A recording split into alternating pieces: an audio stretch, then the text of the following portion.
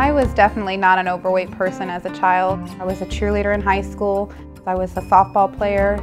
I felt very pleased with my body. I think I started gaining weight probably around the age of 21, 22, and that was really after I got married, after I started to settle into working full-time, being a full-time student and being a full-time wife. When the marriage was over, I just entered into a bout of depression. It was extremely hard on me because I felt completely alone. I think at that point in time I would sit at home waiting for someone to show up who wasn't going to be here, and I medicated myself by eating food and secluding myself. Prior to the surgery, I was very concerned about Victoria's health.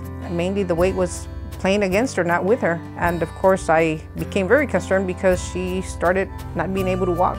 I had the best girlfriends. You know, our guilty pleasure is going out to lunch together. Even going to lunch became a task. It was very, very difficult because, you know, if you go into a restaurant, sometimes you can't fit in the booth. It was just after a couple of moments like that that my girlfriends one day just sat me down and they both looked at me and they said, "You're going to die." And that's when I realized I had to have a surgery. I went in to see Dr. Nishi about having a gastric bypass procedure done. He made me feel at ease. For someone who sees obese people every day, I didn't feel obese when he looked at me. Within the first 3 weeks, I shrunk out of my size 24 clothing. I was a mad woman in the gym. I loved going to the gym.